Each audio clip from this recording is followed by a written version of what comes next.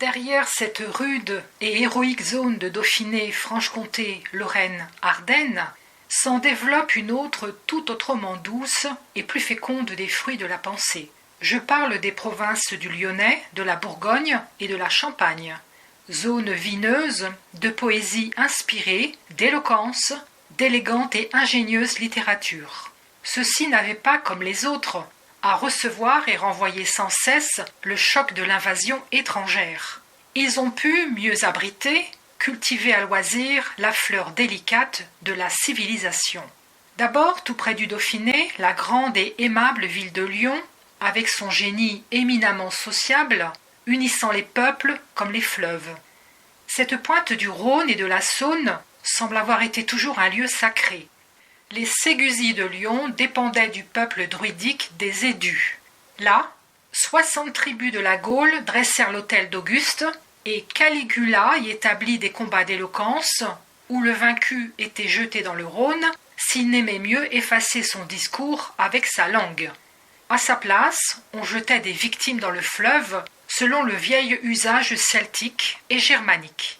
On montre au pont de Saint-Nizier l'arc merveilleux d'où l'on précipitait les taureaux. La fameuse table de bronze, où on lit encore le discours de Claude pour l'admission des Gaulois dans le Sénat, est la première de nos antiquités nationales, le signe de notre initiation dans le monde civilisé.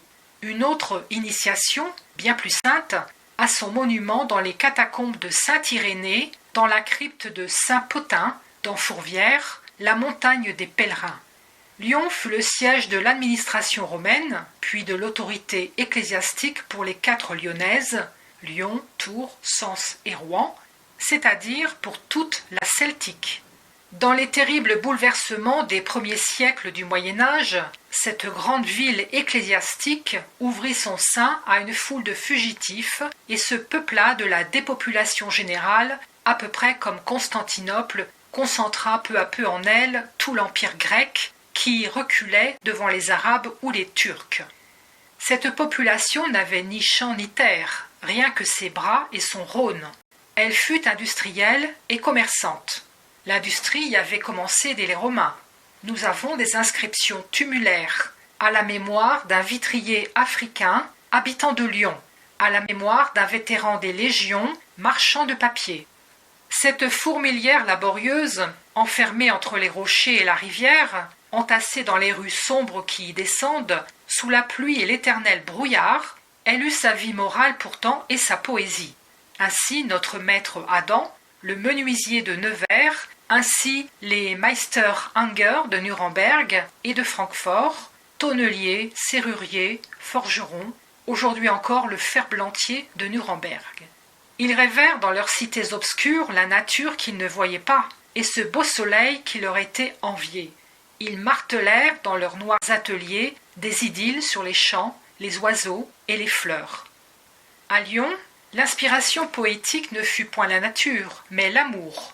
Plus d'une jeune marchande, pensive dans le demi-jour de l'arrière-boutique, écrivit comme Louise Labbé, comme Pernette Guillet, des vers pleins de tristesse et de passion qui n'étaient pas pour leurs époux. L'amour de Dieu, il faut le dire, et le plus doux mysticisme fut encore un caractère lyonnais. L'église de Lyon fut fondée par l'homme du désir, saint Potin. Et c'est à Lyon que dans les derniers temps, saint Martin établit son école. Ballanche y est né. L'auteur de l'Imitation, Jean Gerson, voulut y mourir. C'est une chose bizarre et contradictoire en apparence que le mysticisme ait aimé à naître dans ces grandes cités industrielles comme aujourd'hui Lyon et Strasbourg. Mais c'est que nulle part le cœur de l'homme n'a plus besoin du ciel. Là où toutes les voluptés grossières sont apportées, la nausée vient bientôt. La vie sédentaire aussi de l'artisan, aussi à son métier, favorise cette fermentation intérieure de l'âme. L'ouvrier en soi, dans l'humide obscurité des rues de Lyon, le tisserand d'Artois et de Flandre, dans la cave où ils vivaient, se créèrent un monde, au défaut du monde, un paradis moral de doux songes et de visions. En dédommagement de la nature qui leur manquait, ils se donnèrent Dieu. Aucune classe d'hommes n'alimenta de plus de victimes les bûchers du Moyen-Âge. Les Vaudois d'Arras eurent leurs martyrs comme ceux de Lyon. Ceux-ci, disciples du marchand Valdo, vaudois ou pauvres de Lyon, comme on les appelait, tâchaient de revenir aux premiers jours de l'Évangile. Ils donnaient l'exemple d'une touchante fraternité, et cette union des cœurs ne tenait pas uniquement à la communauté des opinions religieuses. Longtemps après les Vaudois, nous trouvons à Lyon des contrats, deux amis s'adoptent l'un l'autre et mettent en commun leur fortune et leur vie. Le génie de Lyon est plus moral, plus sentimental du moins que celui de la Provence. Cette ville appartient déjà au nord. C'est un centre du Midi qui n'est point méridional et dont le Midi ne veut pas. D'autre part, la France a longtemps renié Lyon comme étrangère, ne voulant point reconnaître la primatie ecclésiastique d'une ville impériale. Malgré sa belle situation sur deux fleuves, entre tant de provinces, elle ne pouvait s'étendre. Elle avait derrière les de Bourgogne, c'est-à-dire la féodalité française et celle de l'Empire, devant les Cévennes et ses envieuses Vienne et Grenoble. En remontant de Lyon au nord, nous avons à choisir entre Châlons et Autun. Les Ségusies lyonnais étaient une colonie de cette dernière ville. Autun, la vieille cité druidique, avait jeté Lyon au confluent du Rhône et de la Saône, à la pointe de ce grand triangle celtique dont la base était l'océan, de la Seine à la Loire. Autun et Lyon, la mère et la fille, ont eu des destinées toutes diverses. La fille, assise sur une grande route des peuples, belle, aimable et facile, a toujours prospéré et grandi. La mère, chaste et sévère, est restée seule sur son torrentueux Arroux, dans l'épaisseur de ces forêts mystérieuses, entre ses cristaux et ses laves. C'est elle qui amena les Romains dans les Gaules, et leur premier soin fut d'élever Lyon contre elle. Autun quitta son nom sacré de Bibracte pour s'appeler Augustodunum, et enfin Flavia. En vain elle déposa sa divinité et se fit de plus en plus romaine. Elle déchut toujours. Toutes les grandes guerres des Gaules se décidèrent autour d'elle et contre elle. Elle ne garda pas même ses fameuses écoles. Ce qu'elle garda, ce fut son génie austère. Jusqu'au temps moderne, elle a donné des hommes d'État, des légistes, le chancelier Rollin, les Montholon, les Jeannin et tant d'autres. Cet esprit sévère s'étend loin, à l'ouest et au nord. De Vézelay, Théodore de Bèze, l'orateur du calvinisme. La sèche et sombre contrée d'Autun et du Morvan n'a rien de l'aménité bourguignonne. Celui qui veut connaître la vraie Bourgogne, l'aimable et vineuse Bourgogne, doit remonter la Saône par Châlons, puis tourner par la Côte d'Or au plateau de Dijon et redescendre vers Auxerre. Bon pays où les villes mettent des pampres dans leurs armes, où tout le monde s'appelle frère ou cousin, pays de bons vivants et de joyeux Noël. Aucune province n'eut de plus grandes abbayes, plus riches, plus fécondes en colonies lointaines. Saint-Bénigne, à Dijon, près de Mâcon, Cluny, enfin Cîteaux, à 2 pas de Châlons. Telle était la splendeur de ces monastères que Cluny reçut une fois le pape, le roi de France, et je ne sais combien de princes avec leur suite, sans que les moines se dérangeassent.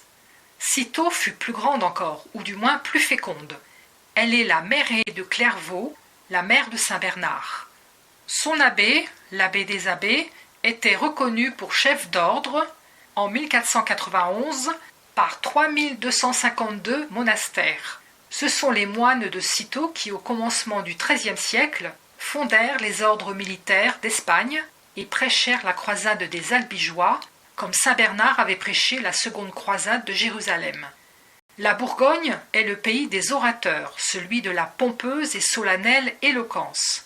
C'est de la partie élevée de la province, de celle qui verse la Seine, de Dijon et de Montbard, que sont parties les voix les plus retentissantes de la France, celles de Saint-Bernard, de Bossuet et de Buffon.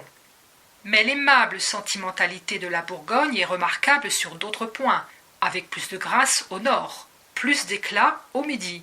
Vers ce mur, Madame de Chantal et sa petite-fille Madame de Sévigné. À Mâcon, Lamartine, le poète de l'âme religieuse et solitaire. À Charolles, Edgar Quinet, celui de l'histoire et de l'humanité. La France n'a pas d'élément plus liant que la Bourgogne, plus capable de réconcilier le nord et le midi.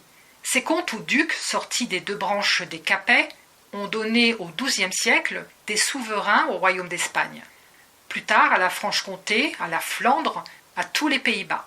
Mais ils n'ont pu descendre la vallée de la Seine ni s'établir dans les plaines du centre malgré le secours des Anglais.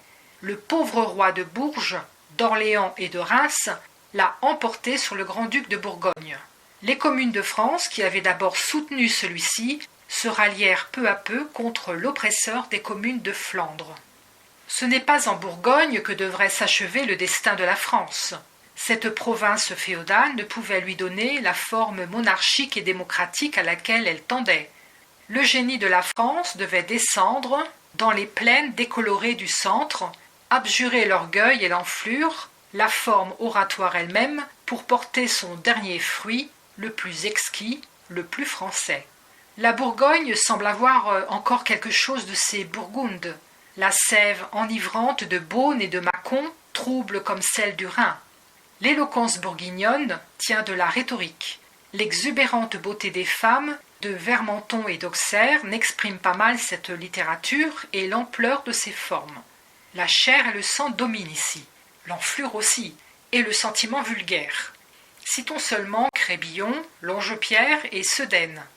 Il nous faut quelque chose de plus sobre et de plus sévère pour former le noyau de la France. C'est une triste chute que de tomber de la Bourgogne dans la Champagne, de voir après ces riants coteaux des plaines basses et crayeuses. Sans parler du désert de la Champagne pouilleuse, le pays est généralement plat, pâle, d'un prosaïsme désolant. Les bêtes sont chétives, les minéraux, les plantes peu variées. De maussades rivières traînent leur eau blanchâtre entre deux rangs de jeunes peupliers. La maison, jeune aussi et caduque en naissant, tâche de défendre un peu sa frêle existence en s'encapuchonnant tant qu'elle peut d'ardoises, au moins de pauvres ardoises de bois. Mais sous sa fausse ardoise, sous sa peinture délavée par la pluie, perce la craie, blanche, sale, indigente. De telles maisons ne peuvent pas faire de belles villes. Châlons n'est guère plus gai que ses plaines. Troyes est presque aussi laide qu'industrieuse. Reims est triste dans la largeur solennelle de ses rues qui fait paraître les maisons plus basses encore. Ville autrefois de bourgeois et de prêtres, vraie sœur de Tours, ville sacrée et tant soit peu dévote. Chapelet et pain d'épices, bons petits draps, petits vins admirables, des foires et des pèlerinages. Ces villes essentiellement démocratiques et antiféodales ont été l'appui principal de la monarchie. La coutume de Troyes qui consacrait l'égalité des partages a de bonne heure divisé et anéanti les forces de la noblesse.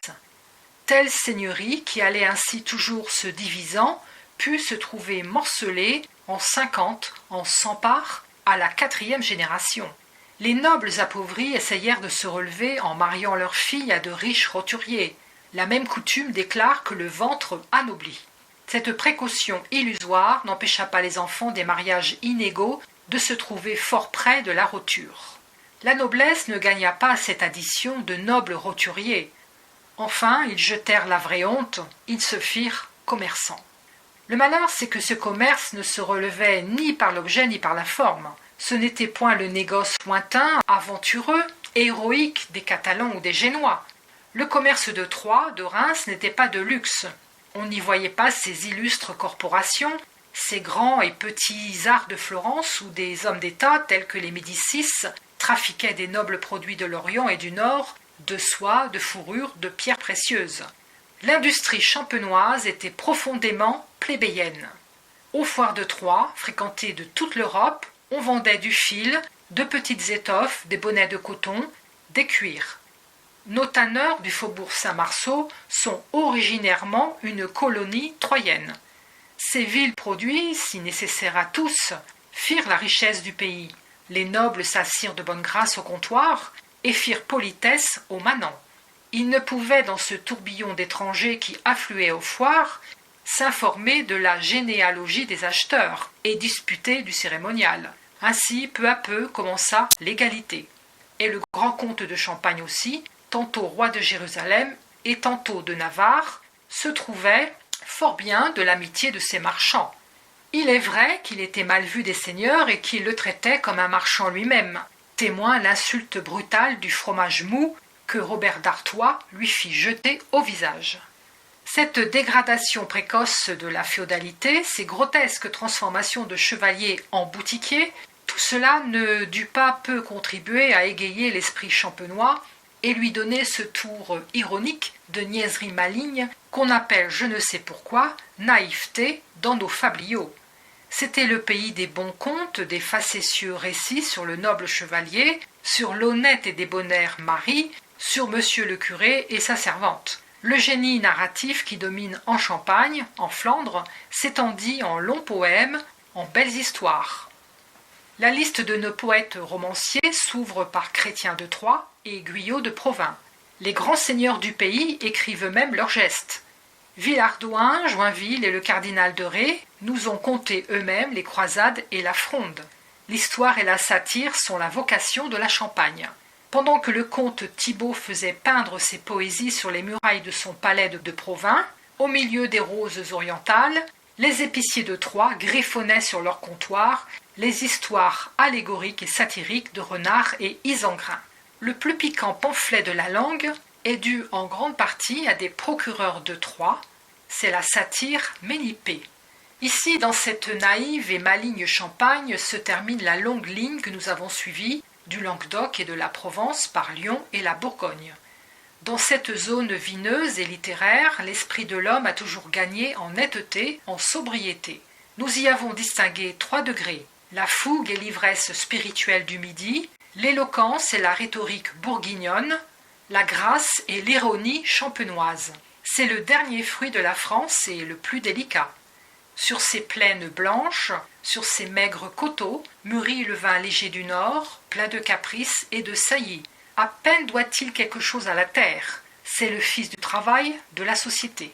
Là crut aussi cette chose légère, profonde pourtant, ironique à la fois et rêveuse, qui se retrouva et ferma pour toujours la veine des fabliaux.